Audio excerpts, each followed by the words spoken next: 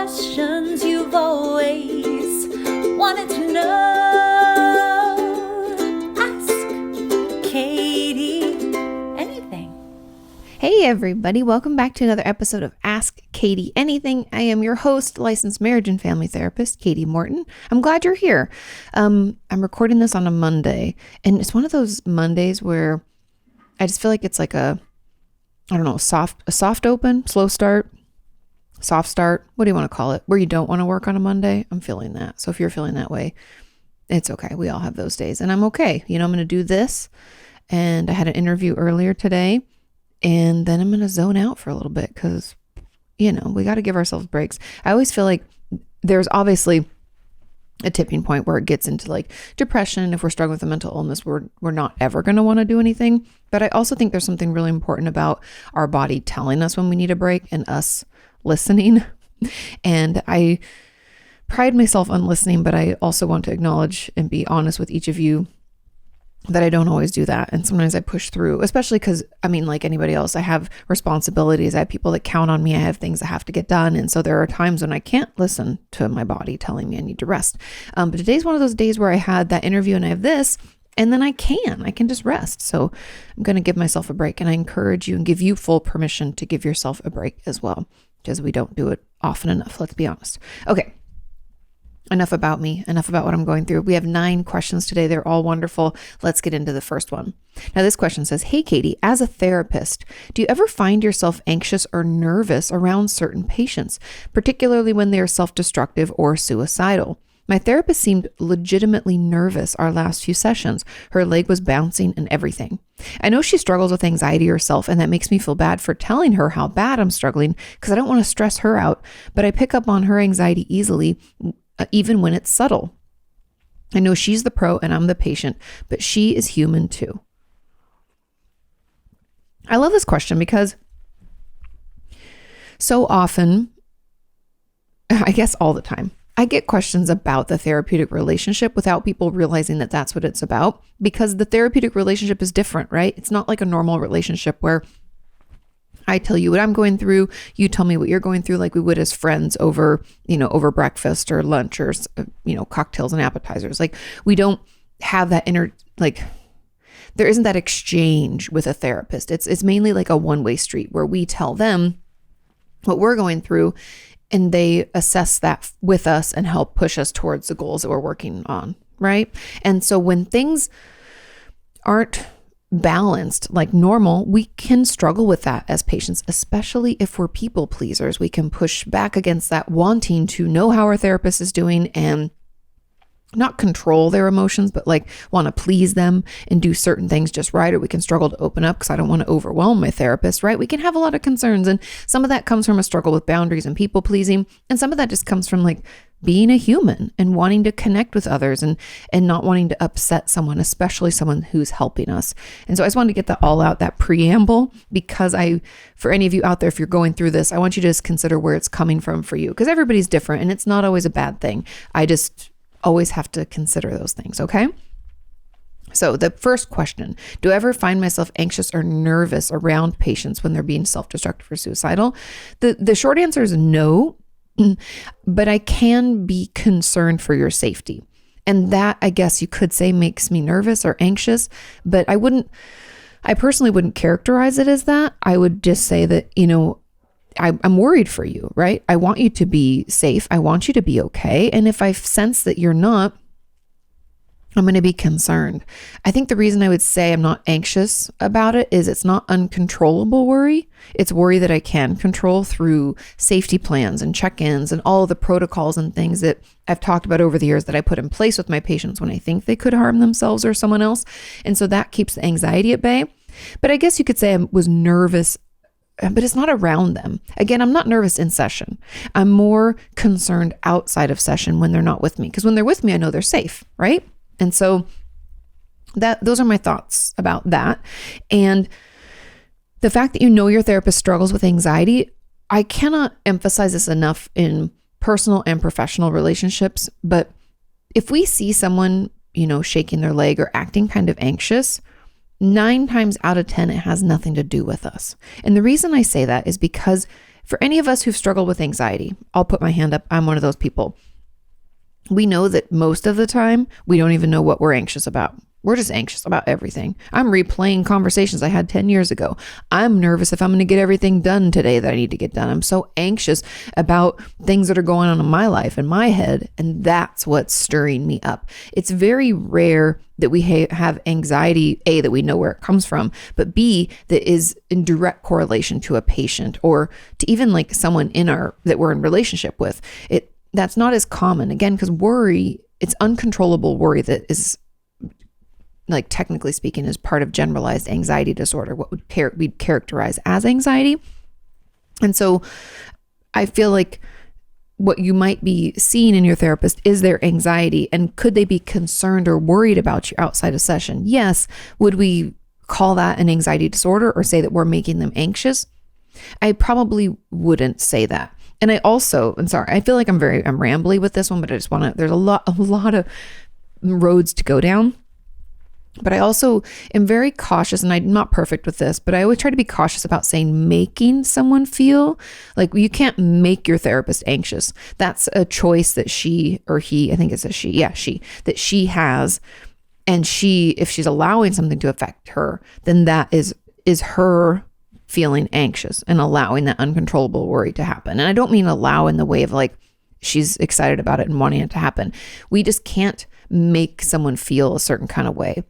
And consider it from this perspective. Let's say I'm a people pleaser, because I am, and I want someone to stop feeling bad. I can't make them feel good, right? It's not possible. So how could I make someone feel anxious? I can't. I don't have the power, right? And so I just want you to consider that. And so her struggles are her own. My guess would be obviously a complete hypothesis. I have no foundation for this, but I would hypothesize that she was having a stressful day. Maybe she had a lot going on. She could have had another patient who was in crisis. That happens a lot too, where I'm a little, and I hate to admit it, but it's true that sometimes when I have a patient in crisis, I can be a bit distracted in other sessions because I know I have to check in with them in that 10-minute window between sessions. Or maybe I'm waiting for a call back from the hospital. There can be a lot going on that frankly has nothing to do with you. And so what I would encourage you to do is to mention this to your therapist. And I know you're thinking like, well, why would I tell her if you're telling me that it doesn't have anything to do with me? It's not about that. It's about the fact that you're noticing it and you're finding it distracting. You see her leg bouncing and you've noticed some things. We have to bring that up. And the reason we have to bring it up isn't to call her out and make her feel bad or anything like that. Again, can't make people feel a certain way, right? But it's more so that she is aware that you pick up on that stuff and can acknowledge it in session and talk about it and maybe even tell you a little bit about where it's coming from. Like I had a patient, this is like eons ago, one of my first jobs at the Eating Disorder Treatment Center. It was like inpatient, and I was her primary therapist, and I was kind of fidgety that day. And she mentioned it to me. She said, "You're fidgeting, and I find it very distracting." And I was like, "Oh," I said, "I'm so sorry. It has nothing to do with you. It's because I was in school still. I was like, it's because I have this big paper that's due tomorrow and it's just been stressing me out. And I apologize. I will separate the two." And that was good for me to know. It was a really big learning for me to not only recognize and acknowledge my own emotional experience, but also how that could affect my patients. And the fact that I kind of need to keep like a wall between the two where then, I'm not letting it bleed into one or the other, right? We have to keep things separated. And I think compartmentalization is really important when you're a therapist, and it's something to always keep in mind. Obviously, we're human. I'm not saying that I'm not a robot, but we need to, keep that wall up to kind of protect our patients. So bring it up because I think it's important for her to know, and it's also important to talk about, because I am personally very curious about you picking up on it and maybe how that applies to other things in your life. Because I'm wondering if you're a people pleaser. I'm wondering how boundaries are for you. And if you're maybe a highly sensitive person. I have a lot of questions to try to figure out what's going on. But that would be a question that I would have for you. And those would be kind of the avenues I'd want to go down to learn more. And then we can both learn, right? And it's helpful for everybody. I hope that answer helps and makes sense. Okay. Let's move on to question number 2. Question number 2 says, "Hey, Katie, why do I almost always feel fine on the day of therapy?" Interesting. It's like the week can be really horrible. And then as soon as I step into the room with my therapist, I am completely fine. It's like my brain is back to normal and I don't have any mental illness at all. I then don't see any of my problems or thoughts that I had in the week that as quote unquote that bad. And I tend to look at them very differently than when I'm in the moment. I feel like I'm whiny or over exaggerating everything and I'm making it all up so I can feel special about myself because right now in the moment I'm fine, right? Do you have any idea why this could be? Sorry if there are any mistakes. Greetings from Germany, or as we say, Lube Grub. I'm not sure if I'm even pronouncing that right. And I apologize to all of my German friends. Okay. So, and there are a bunch of comments on this too, but let's just dig right into this from the beginning because I think I'm going to kind of answer some of those comments as we go through this. So, there are many reasons we can feel fine on the day of therapy. One being that we finally have the outlet that we've been so desperately needing and the validation maybe we've just been seeking. And we just have that place we can finally go and dump all of our shit, right? And so we're like, even just knowing we have that makes us feel better. It's almost like, and I know this is a horrible analogy, but it just pops into my head when I was reading this. I was like, you know, when that your car is making this really annoying noise and then you take it to the mechanic and it stops making the noise. I feel like that's kind of what's happening, but in a therapeutic way, where it's like, finally, we know that we're going to have access to care and we're like, and that relief or that breath out or that sense of support makes the things that felt terrible not feel so terrible. And I find this again and again that my patients will say, well, I feel okay now. And I'm like, well, tell me what was happening last week. And that's part of the reason, I know a lot of you are going to cringe, part of the reason why I love journaling so much is because in the moment we can write about how painful something is and how terrible we feel and what's going on and the emotions that are coming up. And all of that is incredibly helpful when maybe in the moment we're like, well, I don't know. I feel okay now. Feels like I'm whining. Right? Then we have that to fall back on. We could be reading through these journal entries to our therapist and feel like it's not as real as maybe we thought it was, but that doesn't matter. We just need to get that information out because most of your time is spent feeling shitty. It's just like that 1 hour or that one day where we're like, it's okay. And that's not acceptable, right? 6 days out of 7 feeling bad it's not a good ratio. And so that's one of the reasons. Also, I'm looking through the questions. Do you have any idea why this could be? Okay. Another reason, so that's the most common, is the fact that we finally have this outlet. And then we're like, finally. And then we feel better just having that outlet. But another is sometimes when we're put on the spot, we can get anxious or overwhelmed in session. A lot of you told me you get really nervous. And even the first question before, my therapist, I'm worried I'm going to make them anxious. We can have a lot of concerns when we're speaking with someone. And if they're putting us on the spot, asking us how we're feeling and what's going on, sometimes our mind just goes blank. It's kind of like a defense mechanism. We're like, somebody wants to know my deepest, darkest, shut it down. And we just cannot. Or if we've been so overwhelmed all week, even the thought of trying to dig through that can feel overwhelming, defense mechanism or dissociation, right? Any of those coping skills and things can come out in full force to kind of prevent us from having to acknowledge how shitty we might have been feeling. And so it all makes sense that way. Now, the comments on this, it said this. I was agree, right? This. As soon as I'm with my therapist, my mind goes blank. I can't think of anything that's gone on over the past week. And I've even tried journaling, but the same thing happens. As soon as I try to write it down, I go blank. Why? My guess here would be the overwhelm. And that can cause the dissociation or defense mechanisms to come out. It could also be kind of like I don't want to call it self-destruction, but it's almost when we won't allow ourselves to feel a certain way because we invalidate immediately. It's kind of, I don't even know what the word I'm really looking for, but essentially that's happening. And so even the attempt to acknowledge, we're absolutely not. You're just making this up, and all that shit talking can happen. And it could be a trauma response. It could be maybe our family never argued in front of each other. And we're kind of like a waspy type family. Therefore, any conflict or any confrontation is makes us super uncomfortable. Or it could be a people pleaser like me. And that's where my discomfort with, conflict comes from, is I'm everybody should get along. I don't know how to manage. And so any discomfort, I know we think of that with conflict between other people, but what about internal conflict? That can be just as uncomfortable. And so that shutdown or that defense mechanism tells us something. So I would just let your therapist know a way to get around this is, instead of trying to force it through to be like, no, I need to talk about things in therapy. I need to not shut down, right? Instead of doing that, what if instead we just get curious about this shutdown? Be like, I don't know why. Every time I try to write things down, or every time I try to talk to you, my mind just goes blank. Let's talk about it. That's what I would dig into. Sometimes that's a secret way in, is instead of trying to get in the front door, right, and blast through with like, what's happening? I need to talk about this. I need to vent. How come I can't think of anything? How come I can't share here? Blah, blah. We keep trying to push through that door when it's like, metal and locked. Instead, we can be like, how come my mind goes blank? Like, why do we think this happens? What is it for me? Do I get so overwhelmed? Is it a stress response? Is it that I'm highly sensitive, and even the thought of sharing or saying those words out loud or writing them down, freeze, go, shut down, whatever. Like, where is it coming from? It's okay to just be curious about something that is like holding up our therapy. We don't have to be able to talk it all through right away. We don't have to be able to journal it out.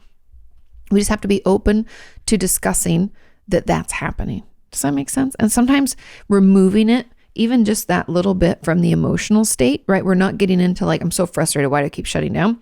We're considering, this is happening. Let's be a detective about it. Just that little removal from that emotional state can soothe us enough that we can actually maybe see something more clearly, or be able to answer some questions that we weren't able to. And so give that a try, because sometimes it's like a sneaky way in. Now, there was another comment that said, to add to this, it's like I go into a zone for therapy and I put up walls to protect myself when going into session. Why could this be? Is this normal? I've been working with my therapist for nearly 3 years now, so I shouldn't be putting up barriers when I'm in session. Thanks. It's defense mechanisms. They're probably old patterns from childhood. They're protective. They're there to keep us safe. And so again, instead of pushing through and trying to like be really vulnerable and share things, let your therapist know, hey, I've been seeing you for a long time. I like seeing you. I still find myself shutting down when session comes, walls up. I go into this zone. It's like, I don't know why this happens. Some of it might be feeling like it's too much too fast, or it could be that, again, this old pattern where you're like, well, everybody else I've let in my past has really hurt me. And so why would I trust anybody ever again? I hear that a lot from a lot of you. You're like, best to keep people away, right, Katie? And I'm like, no, best to understand why we feel the urge to keep people away. That is the right answer. And so digging into that, instead of beating yourself up for not being able to do it, let's just be curious, not judgmental, curious about why this is happening, and letting them know that you just find yourself shutting down and putting up these walls.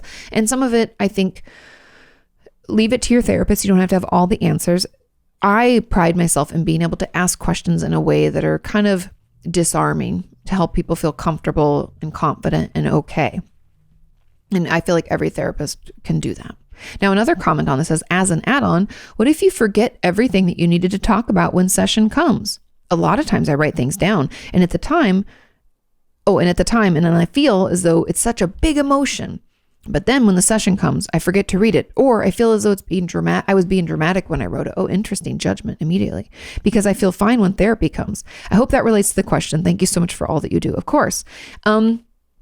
Read them anyways. And even say, now as I read this, I want you to know I feel extremely dramatic and like I was overreacting, but I need to read it anyways because it felt real in the moment.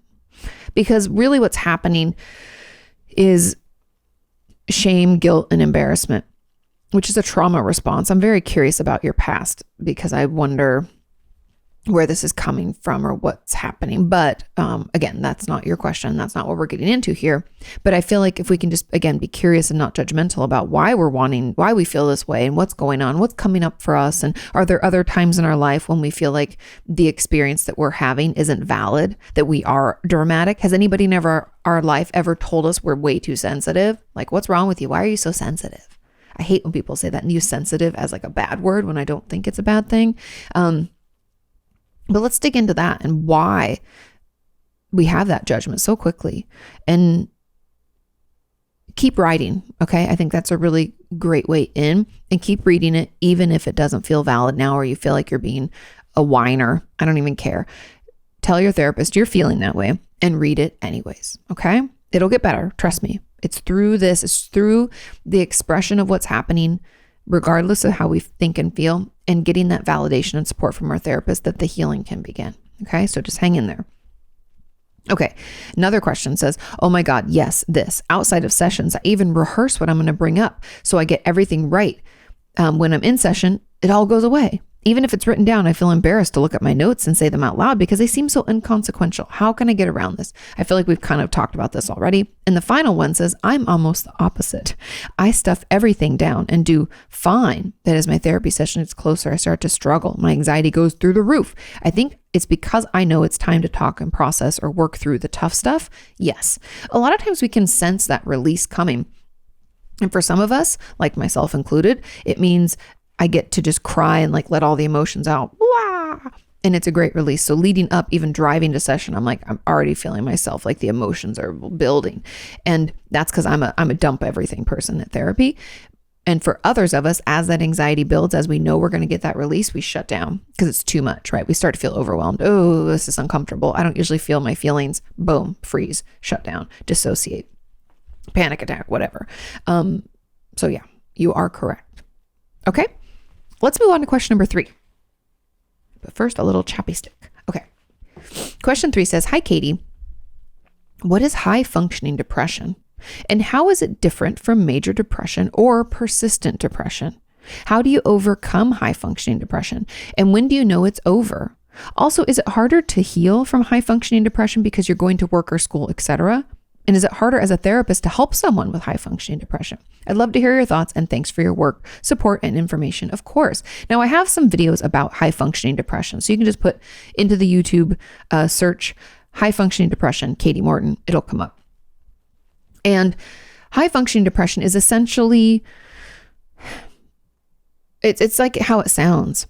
It's when we're able to still do everything we do in life, but we're like barely getting by, right? We're like totally white knuckling it, like gripped, like just barely getting through. And this could mean that we do all the things we need to do during our day. We get home at, let's say, 6 p.m. and we just crash and we just zone out or can't do anything else, sleep, get up, do it again, right? And we're just barely hanging on. We just do this over and over and over and over. And it's exhausting. High function depression could also be another term for what I would call, dysthymia. All of a sudden it popped out of my head, but it came back. Don't worry. Dysthymia is a low grade depression. And I don't say low grade to mean it's not as serious.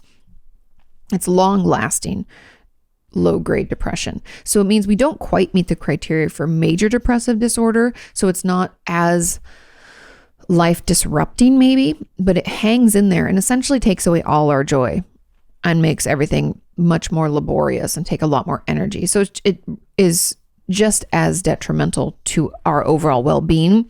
It just is it's like that annoying thing that just continues to happen versus maybe like one big thing or feeling like shit immediately and not being able to do anything. This just like hangs around and makes our life shitty. And so it could be that dysthymia. Now, in order for us, and I have a video about dysthymia, it usually, I think for diagnostic purposes, if my memory serves me, if we are younger, if we're a kid, like a teenager, it has to go on for a year. And if we're an adult, I think it's 2 years. But I could be wrong. Maybe it's 6 months and a year. You guys, you correct me because I did not look this up before. And frankly, things like that aren't important to me because if you're feeling bad and even if it's a low grade depression that's been going on for a few months, I still would call it dysthymia and I would still want to treat it and I would still want to better understand it. That's where the DSM kind of irks me. Okay. Back, let's stay focused, right? Back to the question. So how is it different? High functioning depression can be no different in symptoms. It's just that our level of resilience or our ability to muscle through and push through is greater. So it's not that the depression is any less. It's just that we are pushing through more, or for whatever reason, we have that chutzpah or that oomph to like do it and like anyways, like push back. In major depression and persistent depression, persistent isn't really it's not a diagnosable term. It would just mean that your depression's lasted for a long time. Persistent just means that it's like around all the time and it's probably been around for a long time. Major depressive disorder, the criteria is that we must feel like anhedonia, so a lack of enjoyment in the things we used to enjoy, an overall feeling of just low, sad mood. And then there's other symptoms that you have to have. I want to say it's like 4 out of, but it's like changes in appetite, changes in sleep, struggle with concentration, There's a lot of different ones, and that has to go on for most days for 2 weeks. And that's kind of how you diagnose that. But persistent depression would pretty much just mean that our depression is persistent. I mean, you know that word, you know what it means. It's not a new criteria that has to be met. And then how do you overcome high functioning depression? And when do you know it's over? The way to overcome depression in general is to get treatment and better understand. So treatment looks like medication and therapy, or therapy on its own. Medication alone isn't going to fix it. And I just want to say that because I think a lot of people assume that, oh, but I feel better and the medication like fixed it. That means that the medication is just essentially taking away some of the symptoms that we're having as a result of our depression, but we haven't made any life or behavioral changes. Therefore, if we stop the medication, or if the medication's effectiveness like kind of poops out for us, the symptoms will come right back. And so that's why I always encourage people, not to mention research proves that medication plus therapy renders the best result. But the way to really battle depression is obviously with medication. And then in therapy, it's more about the behavioral techniques and thought techniques, meaning I want you to pay attention to how you're talking to yourself. I'm going to want you to get your body moving at least 3 times a week. I'm going to want you to look for the positives in your day, little things that are, we want to be like seekers of positivity. And I don't mean toxic positivity. I mean small wins. Like, oh, somebody opened the door for me. That's so nice. Yay. Let's celebrate that small win. I hit all the green lights on my way to Starbucks in the morning. Hallelujah. Right? I got up and my husband made me breakfast. Yay. Like, I don't even care. Whatever it is that maybe sometimes doesn't go your way and today it goes your way. I want you to be looking for those things that are good. It didn't rain today. Yay. Right? I got in the car and thought I had to get gas and forgot that I filled my tank yesterday. Hooray. All those things are things that we can say yay about. And I want you to seek those out. So those are some of the ways that we would overcome it. It's a lot of what I would call cognitive behavioral therapy techniques. That's why we're tracking our thoughts, paying attention to the thoughts that we have. And we're going to use bridge statements to move them from like negativity island into like a more neutral space. We're going to seek out those positives. We're going to get our body moving and take care of our basic needs, meaning we're going to shower regularly, eat regularly, drink water, sleep, all the things that we know we're supposed to do. But those are the things that once we get those symptoms at least a little bit under control, hence the medication, right? If we're drowning in the symptoms, I can tell you a million things that you can do at home. Are you going to be able to do them? Nope. So that's why medication is part of this pie, right? It's part of this whole piece, is that we need that component to be able to do some of the other things. And so that's kind of how we heal. And also, is it harder to heal because you're going to work? No, it's not harder to heal because we're still going to work or school. That means that our stress level could be higher. But even then, I wouldn't agree, because even my patients with major depressive disorder who aren't able to go to work or school, the stress level is still high and the overwhelm is still there and the depressive symptoms are still there. So I think it's all equal. And then someone said, is it harder as a therapist to help someone with high functioning depression? No, not at all. And honestly, in some ways, I think it's a little bit maybe easier. It might be harder for me to recognize that it's depression up front because they are doing all those things. It might take me a couple extra sessions of understanding what they're going through in their thought process before I would be like, oh, they're just still doing this, but they feel like shit. But I don't even know if it'd take me that. But either way, that's something that could happen, right? And then I think because someone's high functioning, to me, what that usually means or equates to is higher resilience, or just more push to want to try to make things better, more of that motivation that can be so difficult for those of us who are depressed to get. So I might use that to my advantage, and that might actually make it a little bit easier, or be, slightly less laborious on my part. And now there was a comment on this that says, as an add-on, how can you help someone with high functioning? Oh, this is we're taking a detour here. And I put this one in because I wanted to talk about it as well. It says, how can you help someone with high functioning alcoholism? Okay, so we switch from depression to alcoholism. I don't know if this is even a thing. It kind of is, and we'll talk about it. But a good friend of mine has a mostly good life, good and deep relationships with both family and friends. She likes her work, has regular income, hobbies, and interests that she loves. The only thing she doesn't have under control are her cravings, and therefore she drinks almost daily and hides it from everyone but me. When she relapses, her borderline characteristics also get more intense. Ooh, I have a lot of people with BPD who struggle with alcoholism. She has a therapist that she likes and has been inpatient a couple of times in the last year, which didn't really help. She also doesn't seem to be able to make use of AA meetings. They're too spiritual for her. A lot of people struggle with that. We talk about it a lot, but I don't really know how to help her. I think she should probably tell her therapist and maybe some other close people. I've only known her for a few months, but I hate seeing her struggle so much. What can you do as a friend to support someone with an addiction? Sometimes it seems like I'm more invested in her recovery than she is. That's a big red flag. So how can I make sure I don't take on too much responsibility for her? Yes, because I want her to recover so badly. Okay, you've kind of answered your own question a little bit. Now, you, not to say should, because I don't like to should on things, but like it's not healthy to be more invested in someone's recovery than they are. I've talked about this as a therapist, but it's important as friends and family as well.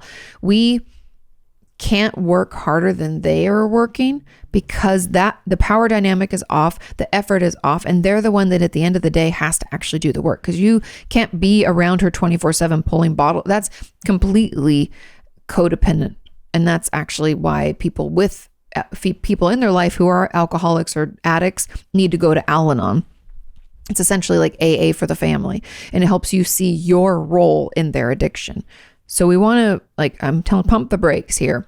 All we can do, and I want you to please hear me. I know you care about them and that is lovely, but all we can do is check in on them and support positive behavior. That's it. We can't make them stop drinking. We can't put them into treatment. We can't force them to not want to relapse. We can't in some way make AA work for her. We just can't do those things. It's out of our capability. And the more we try, it's like we're spinning our wheels, making ourselves worse. And that's when you can harm yourself by trying to help. It's almost like we're setting ourselves on fire to keep somebody else warm. I talk about this a lot. It's really unhealthy relationship behavior. And it usually happens to those of us who are more empathic or highly sensitive, where we just feel for other people. We want to save everyone. But in the act of trying to save, it's like jumping into the water to try to save someone from drowning without having a life preserver on. We're going to drown too. And they'll probably push on us to get out and we'll be, And so just keep that in mind, that all we can do, and every time you want to do more, think, I've done all I can do. I've checked in and I've supported positive behavior. And then the choice is up to her. If, like I said, we can't make people feel certain ways and we can't make people want to get better. They have to want it for themselves. And I know it's hard, and we can talk about it in therapy, the guilt or the upset that we feel, but that doesn't change the fact that we can't make someone recover. That's just how it is. And I'm sorry. And when it comes to high functioning alcoholism, if anybody's wondering what that means, it's just like what we're talking about, high functioning depression, where we're able to do the things we need to do in our life, probably just barely. And we're just, but still engaging in alcoholic behavior any other chance we get. It just hasn't we haven't lost our job or our family yet. And it hasn't gotten to the point where it's completely unmanageable, even though it really is. We're just like, do you know what I mean? We're trying to keep everything together. Usually people with high functioning alcoholism have a lot of people in their lives who are codependent in some ways or do things to kind of assist them without realizing it. They could come from addicts in their own family. They could have been an addict themselves. There can be some of that behavior that helps prop up their life and keep them going. That's often the case. Not always, but often the case. Okay. Question number 4. It says, hi, Katie. How do you help a partner to more fully / better understand where you're at in your mental health journey when it feels like they just don't get it? I've been in therapy working through my anxiety, phobias, and depression that I've been keeping bottled up and hidden basically since I was a teen. I'm 33 now. Thanks to therapy, I have now been able to start opening up with my partner about what's going on, but they just don't seem to get it. My partner is very supportive of me needing help around my mental health. It just doesn't feel like they understand that this is significantly more than just me going through a rough patch or some situations being uncomfortable for me. This leads them to unintentionally making comments or passing judgments that feel so devastatingly invalidating. Where I can, I try to explain why what they have said is deeply hurtful. And while they're always apologetic, it is still clear that they just aren't understanding. I'm trying hard to not be completely discouraged by this, as sharing my phobias in particular has felt like a massive effort to push through the shame and embarrassment, only to continue to feel unseen and misunderstood. Do you have any suggestions as to how I can hopefully help them understand? Also, many thanks to you and your videos for helping to convince me that with help, life could be better. Of course, you're doing all the hard work and I'm proud of you. Now, this is tough. First of all, I want to say I'm really sorry. It sucks when those we love the most just don't understand what's happening. But I have a few ideas. Now, obviously, you've been communicating a ton. And that is awesome. And that's always like my first go-to is like, try to talk to them, try to explain to them, send them a video or give them an excerpt from a book. Don't give them a whole book. I've had patients do this in the past. They're like, I want them to understand my binge eating disorder. So I gave them, brain over binge or whatever. And I'm like, giving someone an entire book to read is very overwhelming. It's best instead to give them excerpts or short videos or clips, things that they can digest. Because that's a big commitment and people usually don't end up following through, and then we can feel even worse. And it's almost like we're setting ourselves and them up for failure. So just say no to the whole book thing, okay? Like a full book. But we can definitely, read this page. Could you? It really explains what I'm going through.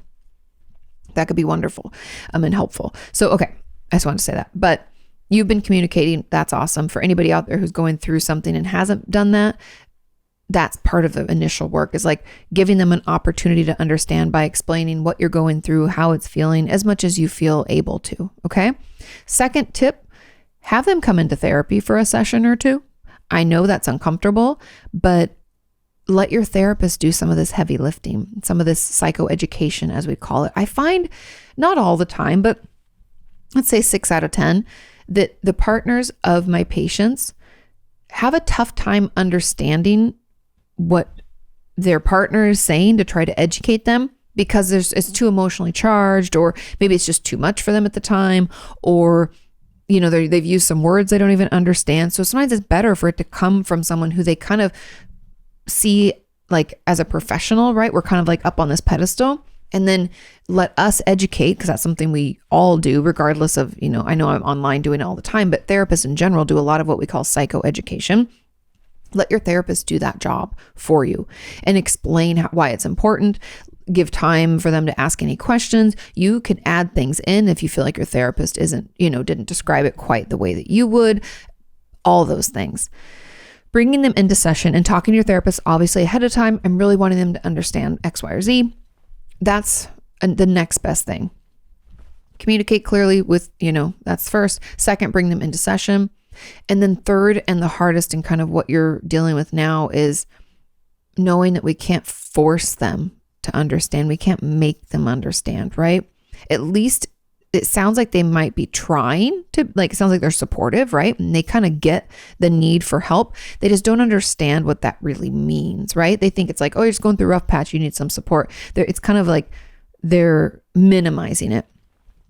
And we can't force people to understand or to want to understand. And if they still don't, and they still aren't, and it just feels exhausting to us, and also, again, minimizing and invalidating, then we have to decide what we want to do next, because we can't make them. We can only make decisions for ourselves. So does this mean that we stop talking about it with our partner? Does this mean that we don't want to be with that partner anymore? Does this mean that we need to get into couples counseling? What is it? Because there's going to have to be another step in order, because you're not happy with the way that it is and you feel like they're not getting it. And then we're going through the cycle of them saying something that's hurtful, and then you feel invalidated, round we go. And so, yeah, you have to figure out what's the best thing for you. I find couples counseling to be incredibly beneficial. If you think, oh, well, it's not that bad yet, do not wait until you feel it is bad enough. That's what people usually do. And they wait way too fucking long. And then they come in when the relationship is already over. Like one person's already out the door and they're just going to therapy, because they said they'd quote unquote give it a try, Don't wait. because that can help too. And then that gives you weekly sessions to talk about what's happening and to give them another opportunity each and every week to understand. And maybe, I don't know, like I said, some videos or some things like that might be helpful too. I find sometimes the people who don't quite get mental illness or understand it is either A, because they've never read about it, had anybody in their life that struggled with it, or maybe haven't struggled enough themselves to fully understand, or B, have grown up in a family where it wasn't okay to feel bad or to struggle. It was kind of like minimized, or like, we got enough shit going on. We don't have time for you to be like having a hard time, like get yourself together. A lot of people grew up in environments like that. And so it might take them a little bit longer to openly admit that, yeah, life sucks sometimes. And okay, I get where you're coming from. And I understand why phobias exist and, things like that. Yeah, you're doing the best you can. Hang in there and decide what's the next best step for you. Okay. Let's move on to question number 5. This says, hey, Katie, have you ever had a patient or person in general tell you a trauma and you couldn't help but think that it shouldn't really have been traumatized, or it really shouldn't have traumatized them? Good question. Especially if you yourself had a similar experience. I know therapists don't judge, but there must be some traumas you hear about where you're thinking, whoa, that's really awful. Are there anywhere you think it sounds like it wasn't as bad of experience, or that the person is just very sensitive? Also, as you hear about so much trauma, do you ever compare them? For an example, a patient talking about physical abuse might not think of another patient who had it much worse. I know you're trained not to judge like this, but you're human too. And there must be some traumas that really hit you hard and others that are just objectively less severe. I've honestly never thought that. And I can say that you guys know I'm honest with you. I've never had a patient share a trauma and me think that it really shouldn't have traumatized them.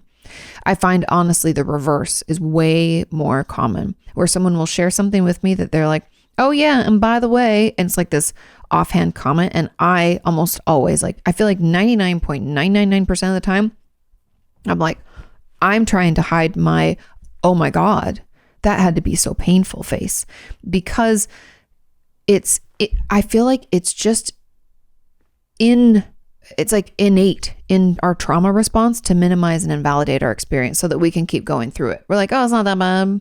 Don't worry, I'll push through. I can get through this, right? We do that. We talk to ourselves that way. And it's part of our ability. It's our resilience, right? Ability to weather life storms. It's that high functioning part, like a white knuckle, push through. It's not that big of a deal.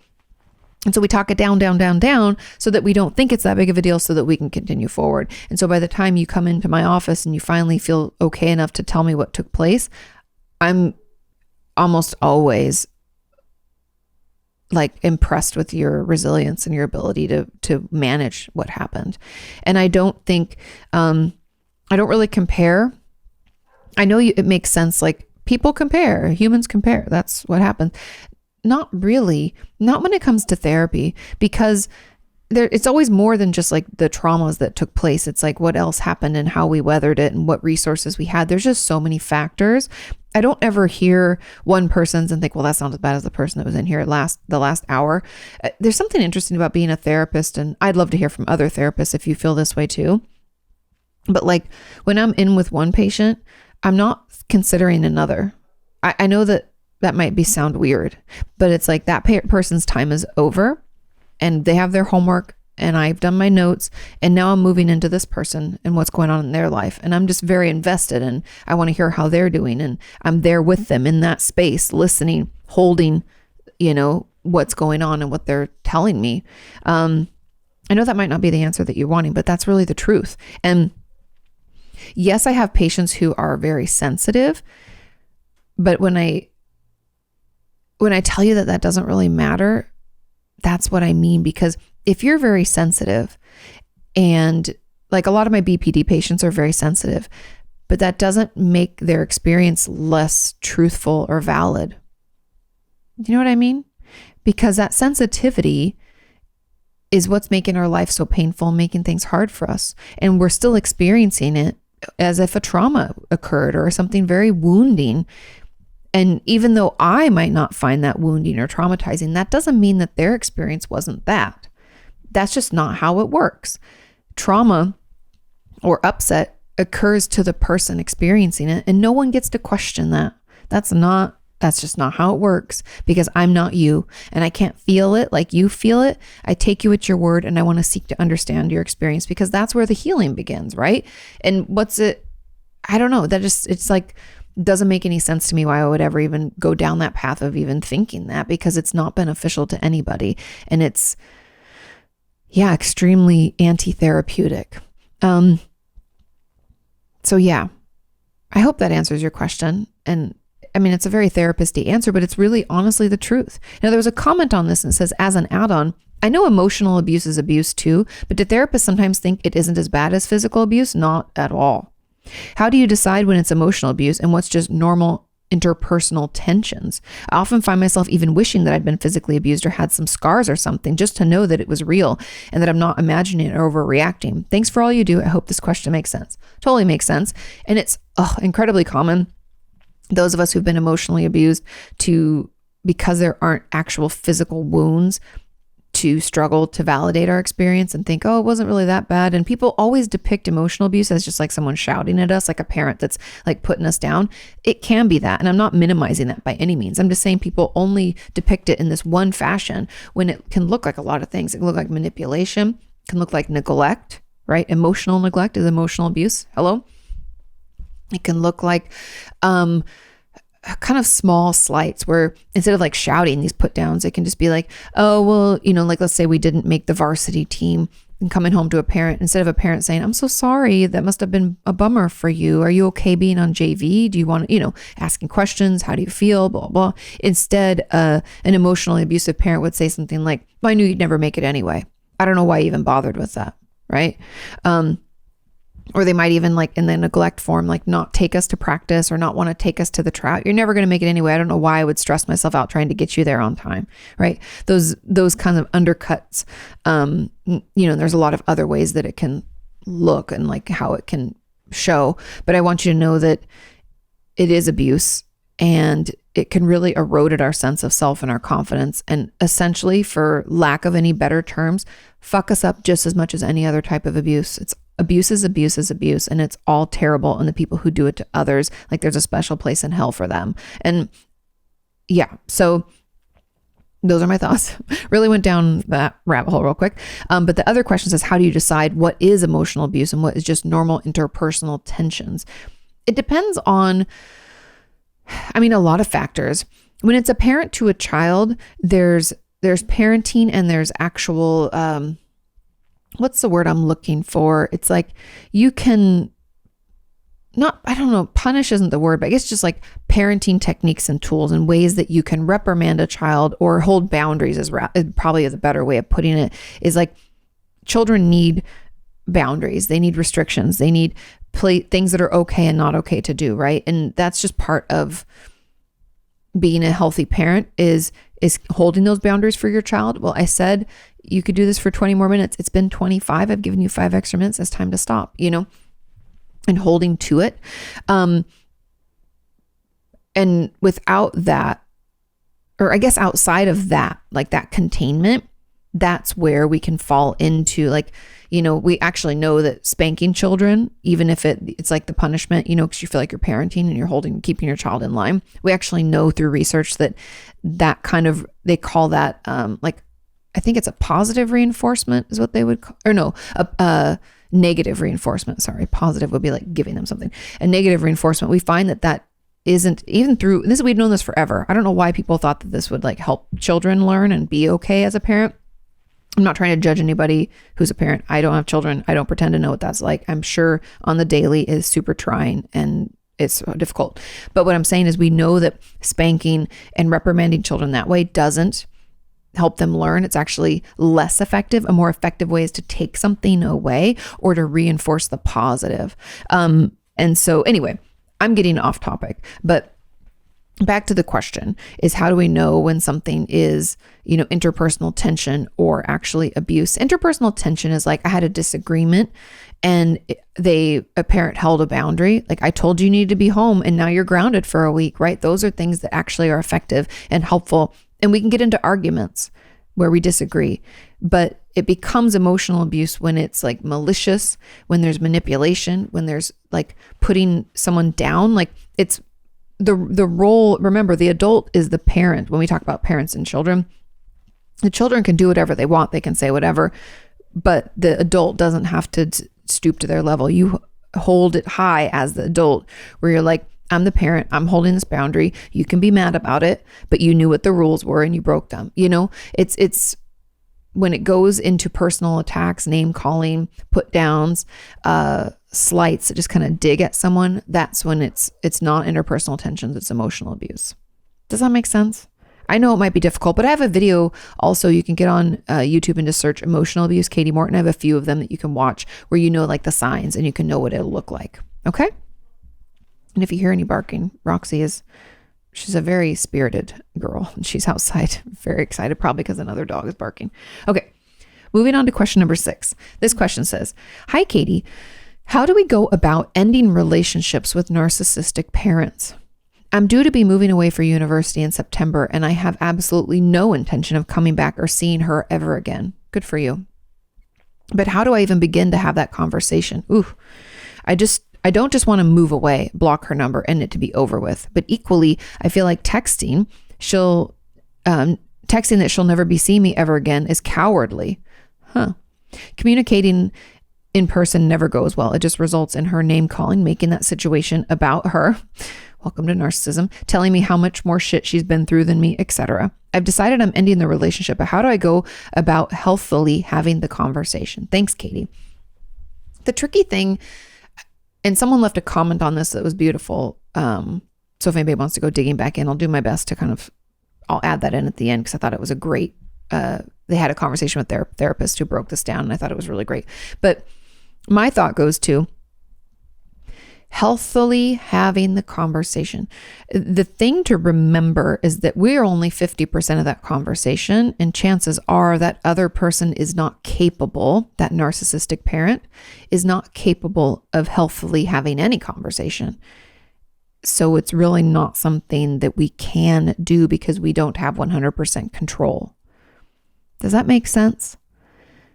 We can't make a parent be less of an asshole and not name call and not unravel and start telling us all the reasons that we should be more respectful. They've done so much for us. Oh my God, you know how hard this has been for me. We can't make them not do that, right? Going back to even that first question, we can't make people be better or be more capable. We can only meet them where they're at. And the place where your parent is at right now is actually not a place to have a healthy conversation. And you just leaving, you don't even have to text that you're not going to see her ever again. That's not really cowardly. It's actually healthy and it's smart because, again, we can't make people be better. We can't make people want or even be able to have healthy relationships. We just can't. There's a reason this relationship is ending. There's a reason that you don't ever want to see them again. It's because it's been so manipulative and so toxic and hurtful that in order for you to live a life, you can't have them be part of it because it's just so emotionally, I don't even know what the word I'm looking for. It's just so emotionally exhausting and painful. And so the person who left a comment on this said they talked with their therapist, and this was their therapist did a great job. So kudos. Their therapist said, okay, so if you were, going to text them, what would you think that, are you expecting a response? Well, yeah, I would assume they would respond. Well, how do you think they would respond? And how would that be helpful? And it was kind of this like downward arrow questioning is what we call it in therapy, where you're like, okay, if that, then what? Okay, so if you texted something nice, like, I love you. Our relationship just has never been healthy for me. And so, I just wanted you to know that I love you and I've appreciated the things you've done for me, but this will be where our relationship ends. As kind as we can possibly be to tell someone it's over, right? What would they say back? And then you probably already can think about the things they would say back. You're so disrespectful. How dare you? Fuck you. Who knows? Depends on how they talk to you, but you just never know when it comes to narcissists. They might just explode into chaos.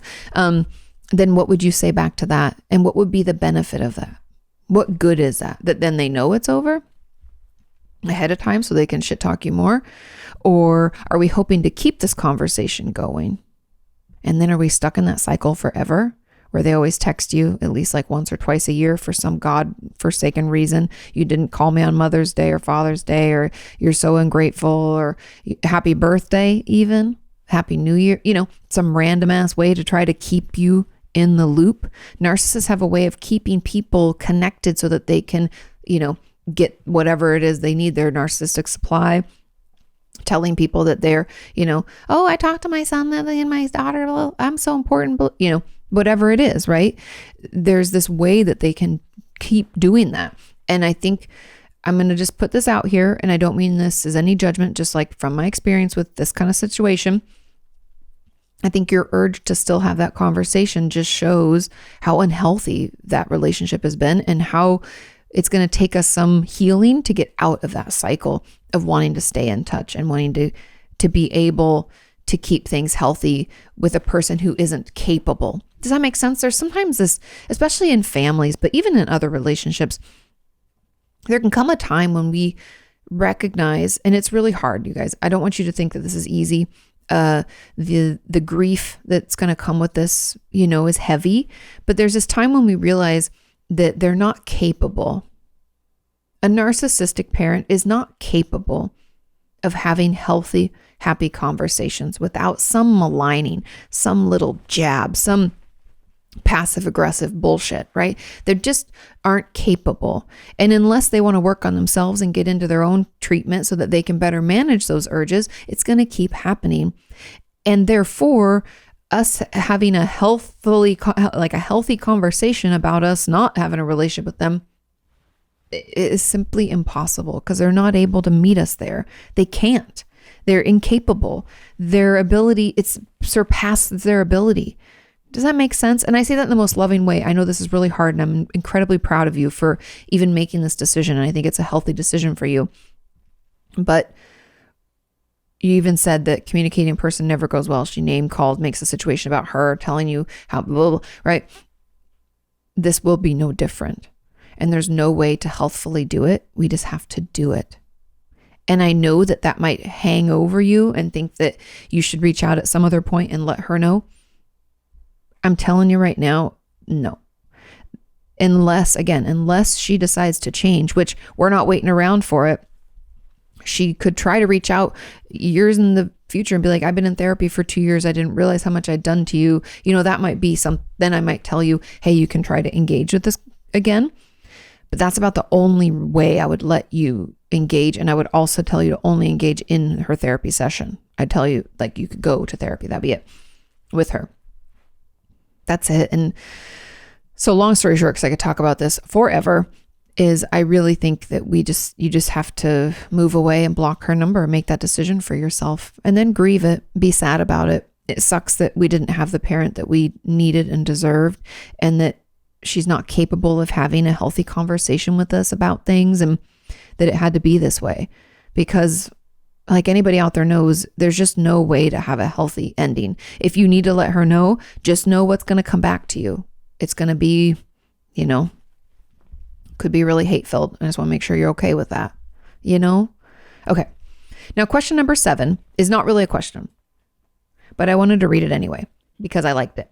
It says, hello, Katie. And this had a lot of thumbs up too. I'm not just selecting it for shits and giggles, although I could. It says, I have a therapist, but I feel more drawn to ask you questions instead of going to her with my questions. I love the community and knowing that I'm not alone in my struggles. And I love the way you answer these questions and make us feel so seen and validated. I'm so glad. That's always my number one goal. And you're so passionate and real in your answers, which is something that we don't often see in therapy sessions. Yeah, it's a little different this way, isn't it? Thank you for all that you do. I hope one day to feel just as comfortable talking to my therapist as I am asking questions for this podcast. And the reason I wanted to talk about this, that wasn't really a question, rather a statement, is because I think a lot of people feel that way. And I think there's two parts to it. Number one, we're not sitting down together in a room, so you can feel less on the spot or even less vulnerable, right? Because I'm not like looking you in the eye. I don't know your name and everything about you, right? There's a little bit of anonymity. And man, disclosures thrive in anonymity, right? There was that book that came out, this is like eons ago, you guys. It was like people sent in postcards with like their deepest, darkest secrets. I forget what it was called. Does anybody know? You can put it in the comments. But Sean's sister, I don't know if she got it for us or she had it.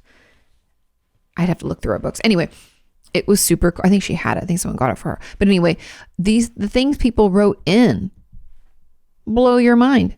Anonymity, right? I can say these things that are super painful or super hard or things that I don't even want to admit to myself because nobody's going to know that I did it. And I think in our community, we have a little bit of that where you feel a little bit distant so that it's not, excuse me, I burped and I'm sorry if you heard that. It's not in our face. We don't have to maybe even fully admit it to ourselves. I feel like this is a nice, healthy, safe space to kind of preliminarily put things out there and see how it goes. And I think it's really beautiful. And that's why I love our community. I also love the conversations that you guys have in the comments. I love when I'm looking for questions that some of you've tried to answer, or, hey, for me, it was this. It's beautiful. I love it. It is a great reminder that we're not alone, and it can be extremely validating. And I'm just so proud of each and every one of you for helping cultivate this community and bring it to what it is. But I think, that anonymity is kind of why we can be drawn. And also the fact that a lot of you have known me for a long time, or you can watch a ton of content and get a feel for me. And so I would hypothesize you could even maybe guess what I'm going to say or have an idea of what my answer is going to be. And so even in asking it, the risk doesn't seem as high. She's like, oh, I kind of know Katie enough. And she usually says something along these lines, And so that can be really helpful too. But I love you all. I'm glad that I can be this like safe space. There's nothing wrong with it. I'm hoping that you can soon feel just as comfortable talking to your therapist as you are with me. But I'm always, glad to be that kind of intermediary or that safe space where you can at least get it out there so it's not stuck in your head and you can get some validation and support from our wonderful and beautiful community. Hugs and kisses. Okay. Let's move on to question number 8. Says, hello, Miss Katie. Howdy do. Says, you recently became a dog owner. I did. And she was, she's already napping now. She barked to nap. That's the dog life. Okay. And it makes me so happy for you because it's so rewarding to have a dog in our lives to love and to take care of. I agree. I also enjoyed that connection of being a dog owner until recently. Last year, within 8 months, I lost my 3 dogs due to old age and disease. Oh, I'm so sorry. 2 lived to be 17 years old, and the other one lived to be 15 years old. I love them as the children that I will never have, and they were my family to me. My dogs were the only ones genuinely happy to see me and never judged me or answered me with frustration when I didn't make sense. I know, aren't they beautiful? My doggies could brighten a bad day, especially when I was feeling anxious or upset. I could talk to one of them and trust him with my issues. Isn't it funny how I talk to Roxy all the time. And with a simple lick to dry my tears, he reassured me I was okay. To put it differently, these dogs gave me a purpose in life. They made me feel okay, but now they're gone, and I'm truly heartbroken. My dogs gave me so much needed love and support and companionship that no other human has given me. My dogs especially helped me deal with all of this living due to COVID. Now I ask, how can I navigate the loss of a beloved pet? Their deaths have been more traumatic and painful in comparison to other human losses or than others of my past pets. Why is this? Because the connection.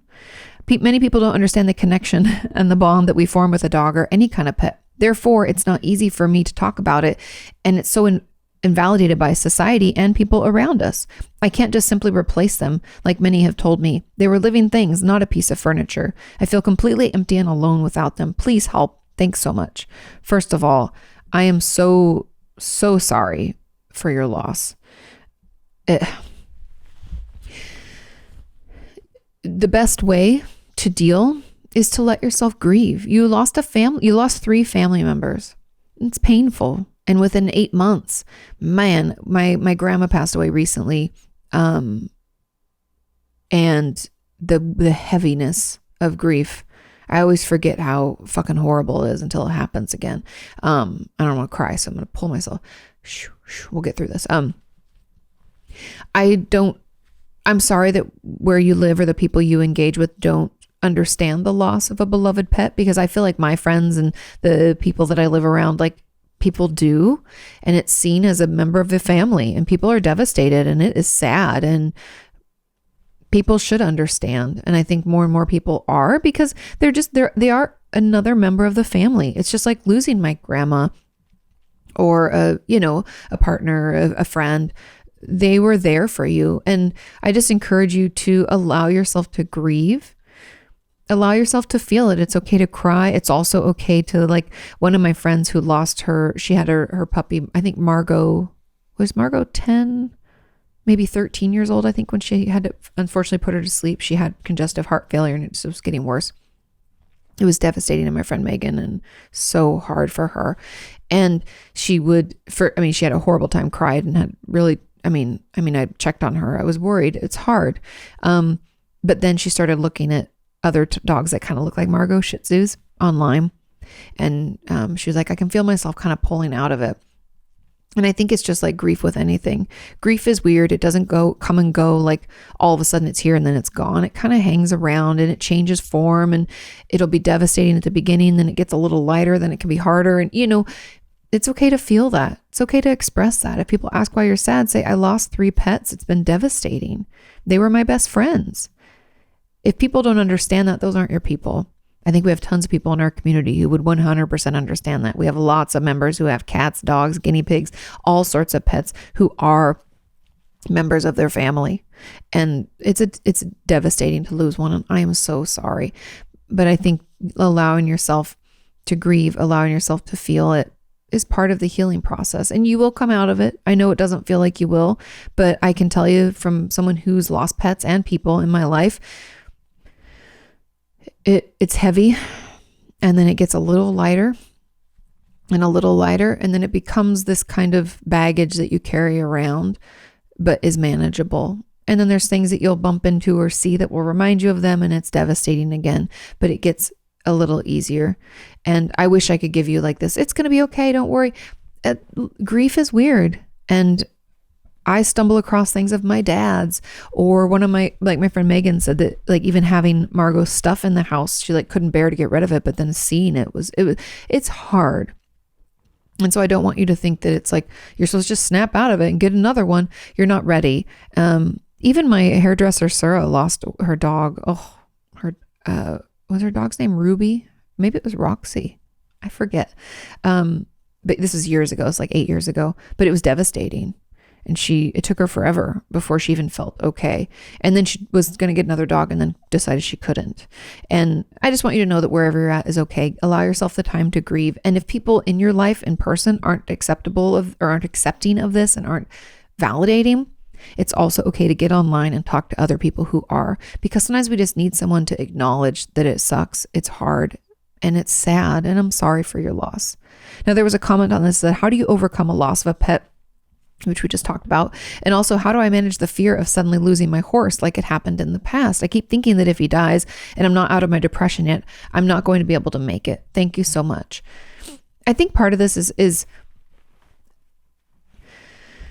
it's anxiety, fear-based. Anxiety is so fear-based, right? And you suddenly lost a horse before, so you're afraid it's going to happen again. And that's a concern that makes sense, right?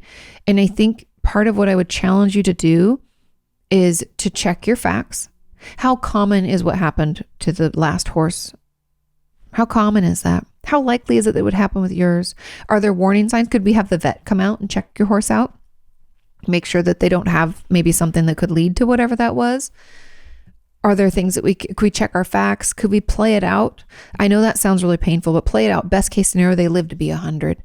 Worst case scenario, they die suddenly, like it happened before. And what's the most likely scenario? Now, I know that these exercises can be difficult, or we can be like, but I don't want to think about it. That ignoring of that anxiety and that worry is only making it worse. And so if we can just kind of hit it head on, consider it, play it out, think it through, take action where we can. Sometimes taking that action can get us out of this stress response that we're in, where we're like, I don't know what to do. And that worry, that like overwhelm. If there's some action we can take, let's take that action. That movement can help us. So consider those things. And I hope that it will just alleviate a little bit of that worry. But whenever we love something, there can always be that worry that it could go away. But I would challenge you with this, that in the worry that it's going to go away, are we able to enjoy the present? Because usually the answer is no. And I think it's sometimes better to allow ourselves to enjoy the present, be there with them, love on them, make every minute amazing and worthwhile. And I think that in and of itself can be very healing. Okay? And I'm sorry for your loss too. Our final question, question number 9, says, hey, Katie, if someone doesn't experience something as traumatic, is it still trauma? So if someone experiences something that's terrible, for example, sexual assault, and they are not traumatized by it, is it still considered a trauma? Yes. Now, the being traumatized or not being traumatized comes from our own level of resilience. And someone left a comment below this that was a beautiful answer to it also. But our level of resilience, meaning our ability to weather life's storms, right? Things are going to happen. And can we ride that wave and be okay? We might feel a little more tired than usual or a little more stressed out, but we're able to get through, right? That level of resilience is what is going to determine whether the trauma that happened ends up leading to or developing into PTSD. Or another stress response. We could have acute stress disorder. We could have complex PTSD, anxiety, depression. We could have a lot of mental illnesses come out of it. But that's, even if it's not traumatic to us, it was still a trauma, or it was still a horrifying or a stressful event, right? We could call it any number of things, but it's still going to be a trauma. It's just let's say you and I go through something together and you're fine. You don't have PTSD and I'm devastated. This happens with siblings a lot, and it all goes back to our level of resilience. So in short, if someone doesn't experience something as traumatic, is it still a trauma? Yes. It's just their level of resilience was such that it did not turn into a traumatic experience for them. They did not develop PTSD. Does that make sense? I hope that does. And yeah, so I guess that's really it. That's the answer. I hope you found this helpful. Thank you so much for listening. Please share this podcast if you find it helpful. Tell a friend about it. That really helps me out. And leave reviews wherever you listen to your podcast and where they allow you to leave such reviews. Have a wonderful rest of your week. Thank you so much for all of your questions and all of your support. I love you, and I'll see you next time. Bye. Ask her about your self-esteem or why your feelings hurt. You can ask her why breakups suck or why you've hit a plateau. Inquire all those questions you've always wanted to know.